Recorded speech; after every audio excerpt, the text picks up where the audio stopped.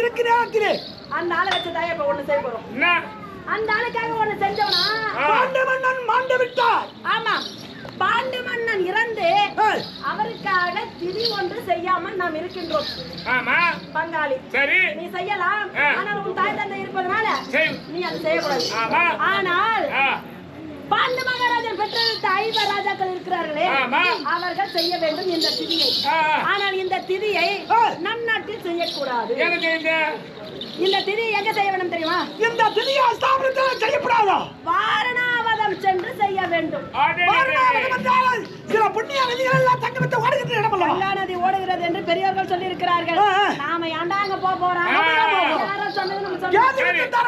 வாரணாவதத்திற்கு அவர்களை அனுப்பி வைக்க வேண்டும். எதற்காக? எதற்காக? மகாராஜா சொல்ல வேண்டும், திதி செய்கிற பாண்டவர்கள் போங்கடா அப்படின்னா அவங்க போகணும். இதை நான் சொல்ல முடியுமா? நீ சொல்லக்கூடாது, சொல்றதுக்கு ஆள் இருக்கு. அப்படியா? இப்படி செய்ய வேண்டும் என்று தூண்டி அவர்களை வாரணாவதத்திற்கு அனுப்பி அங்கு அரக்கு மெழுகு என்று சொல்லக்கூடிய வாசனை திரவங்களை வைத்து சீக்கிரம் எளிதில் தீப்பற்றக்கூடிய பொருட்களை வைத்து அழகான வீடு செய்ய வேண்டும். அந்த மாளிகையில் அவர்களுக்கு பாண்டவருக்கு தங்குவதற்கான அனைத்து வேலை ஏற்பாடுகளை செய்யா. என்ன போறாங்க, போய் உடனே திரும்ப முடியுமா?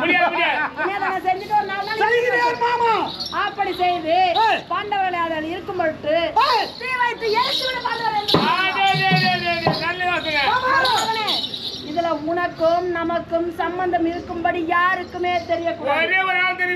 உன் வாச்சவிடமாக இந்த வார்த்தைகள் ஒன்று கூட வெளியே வரக்கூடாது. உன் தந்தை சொற்படி பாண்டவர் வார்த்தையை கெட்டு போவாங்க. இதை உன் தந்தை இடத்தில் சொல்லி உன் தந்தை பாண்டவருக்கு சொல்லி பாண்டவர் போட்டா மத்ததால நம்ம பின்னாடி பார்க்கலாம்.